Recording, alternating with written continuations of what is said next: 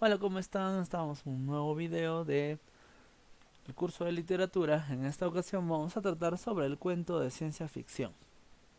Para ello, primero te invito a que puedas ver las siguientes imágenes.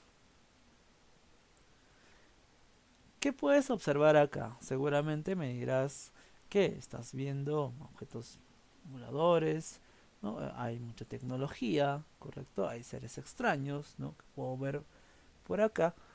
Hay personas en el fondo, que podrían ser quizá algunos científicos. Vemos a un mundo, a un espacio diferente al que conocemos, muy diferente, ¿no? Que nos va a revelar justamente algunos objetos o seres que podrían venir en el futuro, ¿no? Por ejemplo, nosotros podríamos tener ya viajes interplanetarios quizá, en un futuro no muy lejano. Podríamos también poder convivir con robots o androides o con seres tan extraños como los avatar que ustedes están observando ahí. ¿Se dan cuenta? Todos estos elementos aluden a qué. Y acá hay una diferencia con la literatura fantástica. ¿Qué es lo que he dicho? ¿O qué es lo que hablábamos en una ocasión anterior con respecto a la literatura fantástica? Habíamos mencionado que la literatura fantástica tiene seres sobrenaturales, ¿correcto? También nos presenta atmósferas sobrenaturales, espacios o tiempos, ¿no? Distintos a los que nosotros vivimos. Pero solamente se queda ahí. ¿Qué es lo que además tiene la ciencia ficción a diferencia de los cuentos fantásticos? Justamente esto, que nos va a presentar adelantos tecnológicos a través de justamente el avance de la ciencia, ¿sí? Muy bien, entonces vamos a conocer un poco sobre el concepto de ciencia ficción. El cuento de ciencia ficción es un género literario que trata justamente de planetas, extraterrestres, descubrimientos científicos o técnicos o seres imaginarios que se puedan haber producido ya en estos tiempos o que se podrían producir con posterioridad. Ese término fue atribuido a William Wilson en 1951, pero más propiamente Hugo Gernsback en 1926 le va a poner el término ciencia ficción para diferenciarlo justamente de lo que era literatura fantástica. Y evidentemente por todos los elementos que nosotros vamos a ver, vamos a poder diferenciar la literatura de ciencia ficción. Voy a recordarte que esta literatura no es tan nueva y viene ya de años anteriores. Entonces más o menos estamos hablando de 1800 a 1900, donde vamos a ver algunos inicios de esta literatura justamente con Williams, que empieza justamente a presentar algunos adelantos en la literatura, ¿no? Algunos adelantos científicos, ¿correcto? Entonces la literatura va a tener un nuevo tema ya. Tecnología, la ciencia, seres extraños, seres humanos convertidos en robots, en fin, que vamos a ver posteriormente. Pero el inicio ya está acá, más o menos en 1800 a 1900. Posteriormente, sí, esta literatura va a tener un peso intelectual. Es decir, a través de las obras literarias, nosotros nos vamos a enterar de los avances tecnológicos que ha tenido la ciencia. Y justamente cómo es posible estos descubrimientos, las explicaciones de los descubrimientos, las explicaciones de estos avances se van a dar en este tipo de literatura. Yo Robot es un ejemplo de ello. Isaac Asimov lo que hizo fue presentarnos, por ejemplo, cómo es que los robots podrían convivir con nosotros. ¿Y qué leyes deberían de tener estos robots? Una de las leyes muy importantes que se da en Yo Robot es que los robots no pueden matar a los seres humanos o no pueden ir contra ellos. Y eso lo podemos ver más todavía en la serie Mejores que nosotros, que está en Netflix, es una serie de Netflix. Y ahí nos presenta justamente cómo es que los robots pueden vivir con los seres humanos, o que los mismos seres humanos crean los robots, los programan, y que estos incluso se podrían revelar hacia nosotros. Alcanza una cierta inteligencia que podrían hacer ello. Otra forma también de esta sociedad robotizada es ¿Qué le pasó al lunes?, que es otra película de Netflix, donde ustedes van a ver también una sociedad del futuro donde los seres humanos somos androides. Tenemos muchos mecanismos de los robots donde nosotros podemos guardar nuestra información, por ejemplo. Y bien, luego de esta era de oro, donde vamos a ver muchos adelantos científicos que ya estamos viendo en estos años, recuerden que en 1938, 1950, ya habían hablado ya de videollamadas, ya habían hablado de robots, y algo que se ha hecho realidad en estos tiempos. La Edad de Plata, a partir de 1951 hasta 1965, replantea el rol del hombre frente al avance científico. Es decir, en este caso vamos a ver que los seres humanos están sometidos a la tecnología que ha creado, a tal punto que ya no tiene libertad y pierde su libertad. En 1984, por ejemplo, George Orwell nos va a presentar un escenario así. Los seres humanos no pueden escaparse a la búsqueda de la autoridad, ¿no? Hay una persona que si alguien comete un delito es encontrado rápidamente. Entonces, ya no carecemos ya de libertad y no nos podemos esconder tan fácilmente, y nosotros estamos interconectados con esos aparatos de gobierno que hay, ¿no? Por otro lado, también tenemos ya a una nueva ola donde nos presentan personajes como héroes. Les doy solamente un personaje como héroe, aunque este personaje no sale de la literatura, pero sale de los cómics. Iron Man. Si ustedes han visto los Avengers, Iron Man funge de héroe. No solamente en esa película, sino también en los dibujos animados o en las series que han sacado sobre Iron Man. Iron Man viene a ser justamente un ejemplo de lo que acabo de decir de ciencia ficción. Y que este personaje se vuelve un héroe. ¿Cuál es la diferencia con los años anteriores? Que solamente se presentaba la vida de los robots con los seres humanos y no habían héroes. Pero en este caso ya nosotros tenemos una especie de héroe a través de Iron Man. Evidentemente Iron Man no es un robot completo, sino es en este caso, una especie de robot manejado por un ser humano por dentro, ¿no? Como ustedes habrán podido ver seguramente. Entonces hay muchos casos con respecto a esta nueva ola donde los personajes se vuelven héroes y no solamente ya están conviviendo con la sociedad, sino también vamos a ver que hacen múltiples aventuras, ¿no? En este caso, como mencionaba Iron Man, la misión de Iron Man siempre ha sido la de cuidar el planeta, el planeta Tierra, mejor dicho, de los peligros que tenga en el mismo planeta o los peligros que puedan venir de otros planetas también igual. Por otro lado tenemos al Cyberpunk, que es una visión pesimista y apocalíptica. Les hago referencia a una película que quizá han visto ustedes, La Guerra del Fin del Mundo, por ejemplo, o La Guerra de los Mundos, perdón, o la otra que es también El Día Después de Mañana o El Día de la Independencia, que son películas que nos van a hablar sobre la catástrofe o el aniquilamiento de la humanidad. En ese sentido, esta versión Cyberpunk nos va a presentar justamente que el avance de la tecnología en un futuro no muy lejano nos puede hacer daño y nos puede venir contra nosotros. Y en realidad, por decir un resumen de todas estas diferentes tendencias, todas estas nos han presentado esta literatura para nosotros darnos cuenta y advertirnos de los peligros que pueden traer el avance de la ciencia y de la tecnología. Sin embargo, nosotros, más que verlo como un peligro, nos hemos visto maravillados por la ciencia que puede venir o la tecnología que puede venir a futuro, ¿no?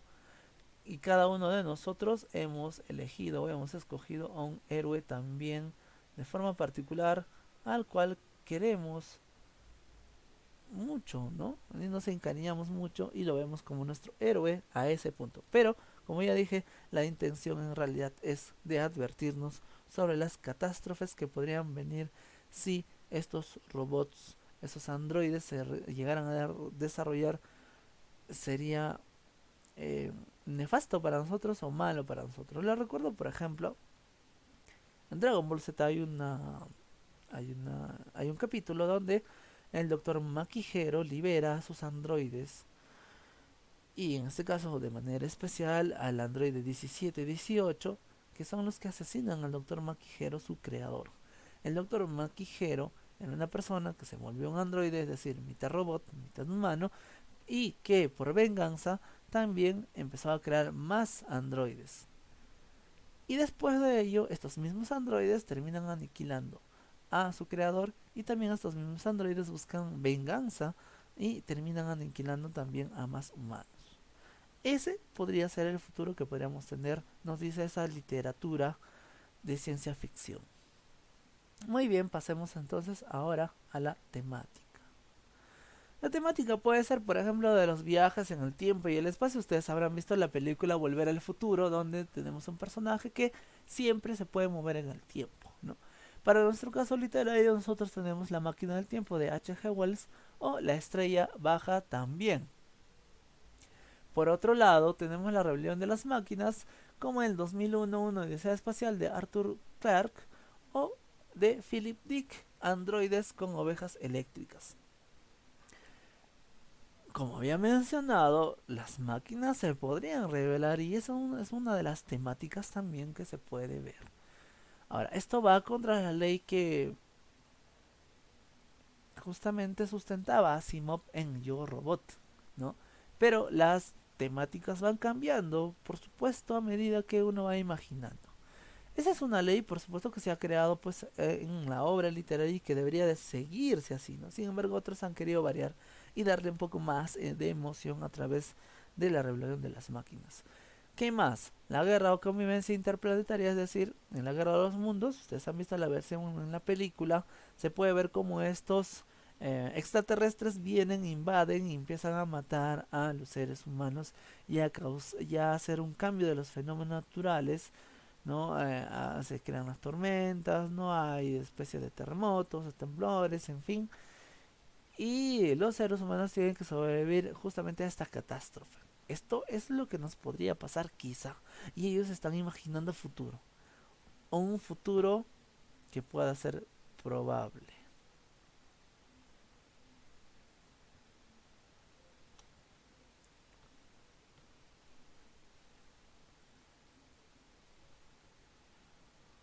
Por otro lado, también tenemos la conquista de o vida en otros planetas. Por ejemplo, ahí tenemos a Crónicas Marcianas o Segunda Fundación de Isaac Asimov. También tenemos el descubrimiento de mundos perdidos, que a través de viajes interplanetarios lo podríamos ver.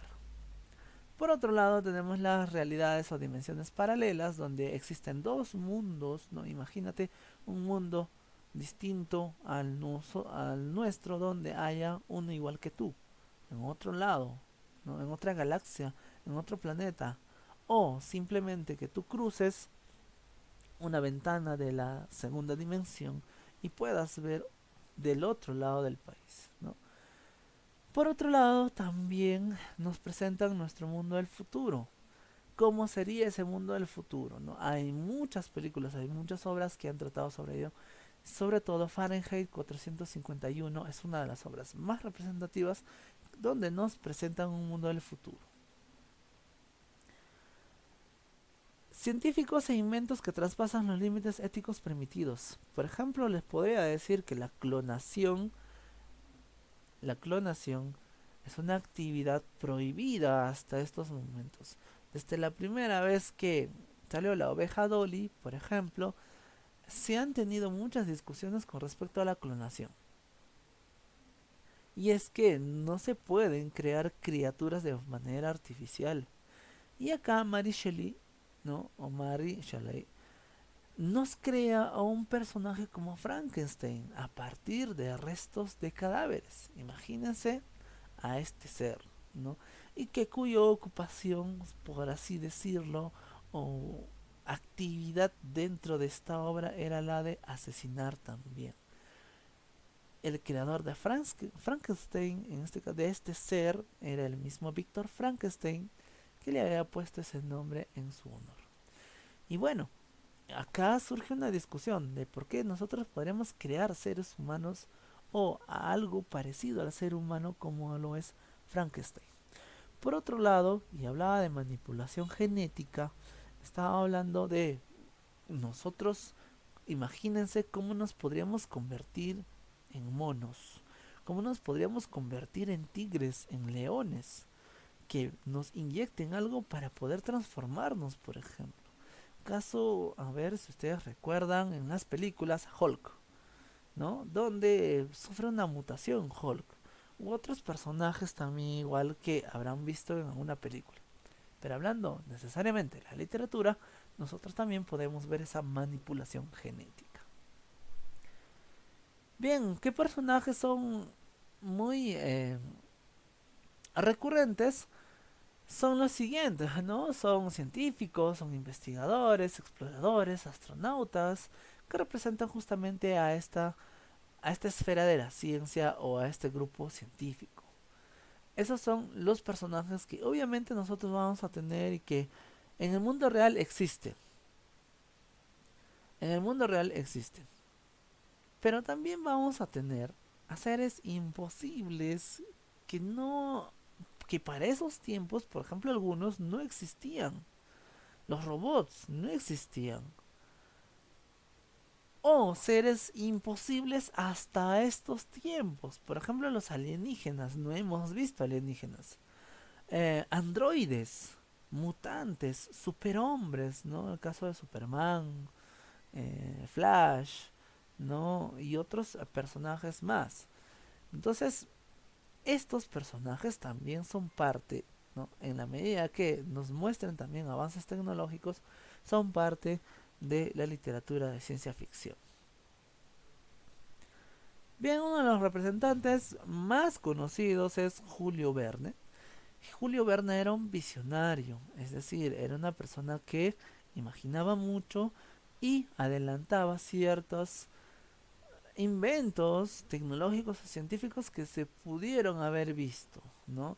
Por ejemplo, los viajes interplanetarios en su obra Héctor Servadac, los viajes espaciales en de la Tierra a la Luna o alrededor de la Luna, uso de tanques en la casa de vapor, uso de cañones de largo alcance, ¿no? Los 500 millones de la Begún o de la Tierra a la Luna también. Por otro lado, las videoconferencias, ¿no? En el siglo XIX.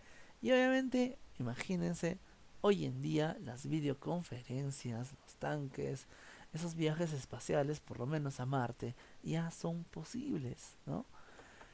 ¿Qué más? Viajes en globo a larga distancia que antes no era tan posible y que Julio Verne yo lo había imaginado en 5 semanas en globo, en Robur el Conquistador y en Héctor Servadac. Por otro lado, también tenemos nosotros el uso de la corriente eléctrica como fuerza motriz, que es algo que no se veía en los tiempos de Julio Verne con mayor cantidad, ¿no? Y que ahora nosotros lo tenemos, o es muy común para nosotros, que él, a través de, por ejemplo, la obra más conocida, 20.000 leguas de viaje submarino, nos lo muestra. No es el único, por supuesto. Tenemos al otro representante muy conocido que es Isaac Asimov. Y Asimov justamente era un científico, ¿sí? De formación científico, un bioquímico en realidad de la Universidad de Columbia y que le empieza a hacer justamente y a publicar relatos cortos de ciencia ficción. Y eso lo pueden ver en sus obras. Como había mencionado, él formula 3 leyes de la robótica, que se seguirán en todas sus obras, ¿no? Una de ellas es que los robots deben de proteger al ser humano. También eh, empieza a publicar su trilogía de las fundaciones, donde ya explicamos que vamos a tener viajes interplanetarios o invasiones, ¿no? De seres extraterrestres. Evidentemente Isaac Asimov tenía quizá alguna información que manejaba y por eso él nos va a mostrar estos mundos. ¿Qué más? Pronostica en una entrevista el uso del Internet como fuente informativa y introduce introducción de la tecnología en la educación. Es decir, Isaac Asimov ya había imaginado ya un mundo donde la educación tenía que ser virtual como ahora. ¿Se dan cuenta? Y eso lo tenemos desde 1988. Algo que a Isaac Asimov quizá algunos le habrían tomado como loco al momento de hablar eso, ¿no? Sin embargo, nosotros sabemos que ahora es real. Y bien, Asimov muere en Nueva York a la edad de 72 años, pero dejándonos un gran legado a través, por ejemplo, de su obra muy conocidísima como es Yo Robot y la otra que se llama Fundación también. Hasta aquí entonces el video. Recuerda que vamos a reforzar esas ideas en la clase presencial y te espero justamente para poder hacerlo. Nos vemos hasta la próxima clase.